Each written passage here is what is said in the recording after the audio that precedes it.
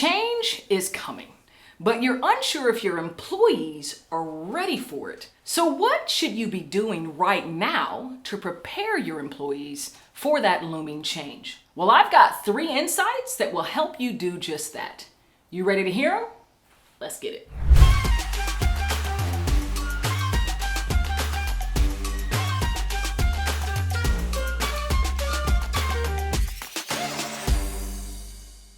No matter where you work, I'm certain you and your employees are experiencing some level of change because it's everywhere and no one is immune. And I've said it once and I will keep saying it, that I believe that steady disruption, constant change is actually our new status quo. It's just the current state of affairs. Frequent change, frequent transformation, and disruption. So how do you ensure your employees are ready for that next inevitable change? Well, by the end of this video, you're going to be able to state 3 actions you should be taking right now to better prepare your team or organization for change, including what you should be investing in, what you should be nurturing, and where you should be building awareness in the organization.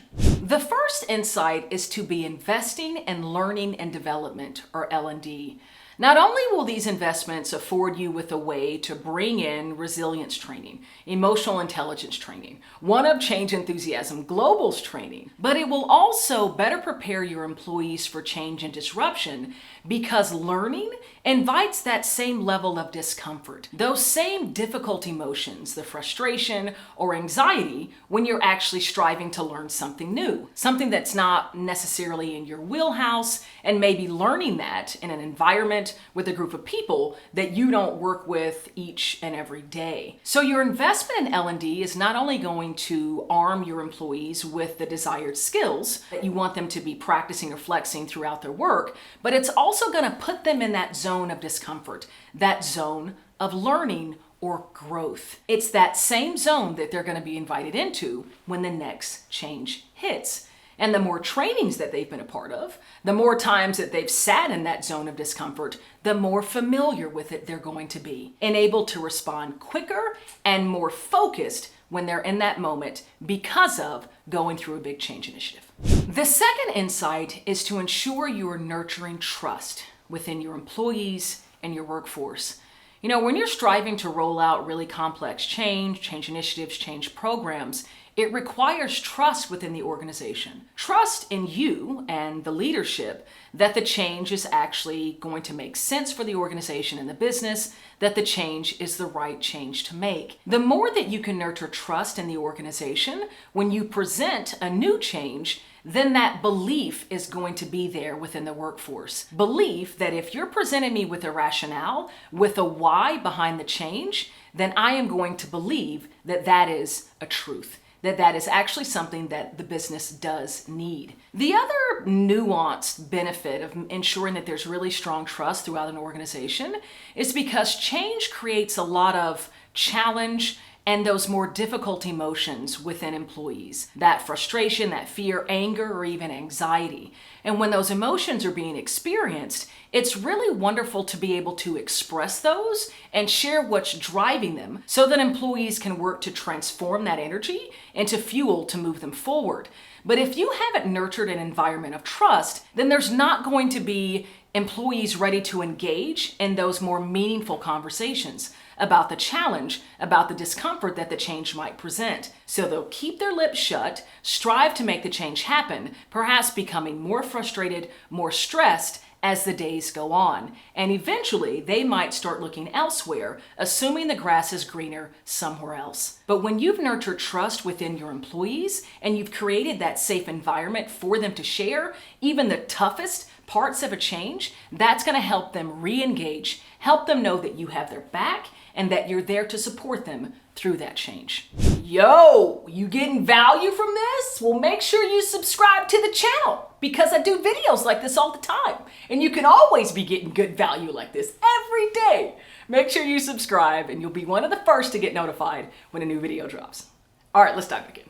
The third and final insight is that you should be establishing and building awareness throughout the organization where support systems lie for the employees. That support system not only looks like where they can go to better understand what's required of them and what's in their work plan, but also where to turn when things get really challenging. Now, that can look like having really meaningful one-on-one conversations with managers. That could look like more formal listening sessions that the organization has established that employees can pick and choose on when to go, when to share what's they're being challenged by, what's working, what's not working, or even anonymous email addresses so that employees can share when they're feeling challenged and what they think maybe needs to be corrected or changed moving through the change journey. Now, I want to quickly double click on the prior insight, because with not having engaged and nurtured that trust, when you establish these support systems, they'll go unused because the employees won't trust that you're going to listen,